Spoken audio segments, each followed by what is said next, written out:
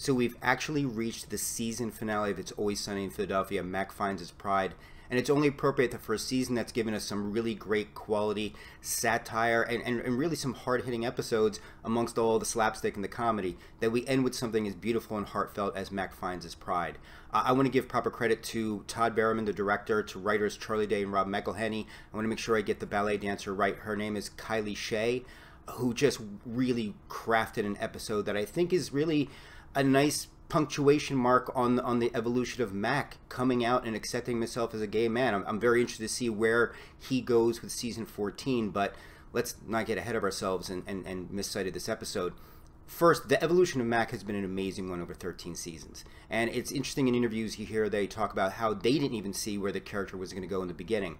But quietly, Mac is probably one of the best, most well-rounded and realistic evolutions of a character, especially of a gay character, that we've had on television in quite some time. And I think it gets lost because people look at Always Sunny as just kind of, oh, well, they just go for cheap humor, or they go for the shock factor and everything. And especially this season, there's so much deeper layers to this show than people truly realize. And I think we need to give credit to the character of Mac and where it's gone over the course of these 13 seasons. Luther Mack, I loved what he represented. He represented one father figure that in the end, it didn't matter if he accepted Mac or not. It was important for Mac to come out to him. Mac needed that closure. Mac can't force Luther Mack to accept him or deny him, and the heartbreak of Luther Mack getting up and walking out of that performance was stunning. There are tears in play for an episode of It's Always Sunny in Philadelphia that I don't think have ever been in play for 13 seasons, and I think that speaks volumes. I think we also can't lose track of Danny DeVito. Frank, who represented the other, and let's be honest, the real father figure in Mac's life. Frank says right up front, I don't get it. I don't understand it. I don't get it. I do think it's a nice analogy that the guy who doesn't understand homosexuality has no problem shoving chicken wings and things up his nose and doing strange, odd things that should be called into question as to why they're done. So I like that contrast. But Frank also represents the old school open-mindedness. He's set in his ways, but even, I mean, we all know it's not just about getting Mac onto that float, and I'm glad Frank owns up to it at the end. It's the idea of like, no, I need you to be okay.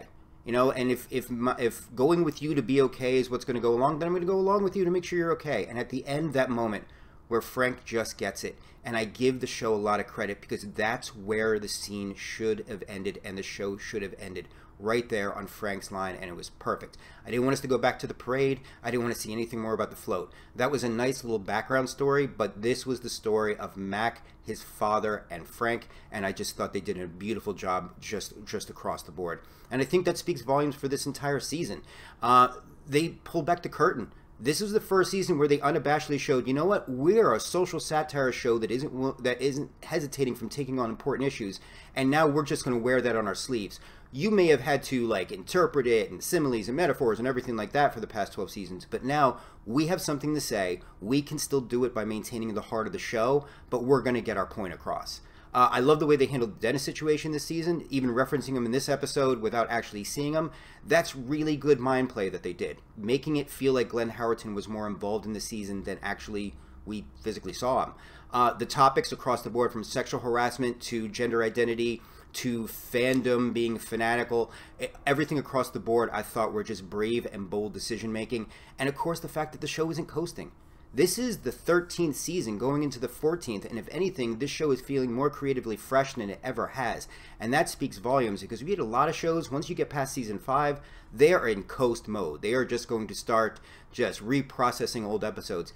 It's Always Sunny, they won't even give you a clip show without taking it in a completely new direction. And that's why I love the show, and that's why I think all of us who are fans, and those of us who are new fans as of this season, can't wait to see what they have going for season 14.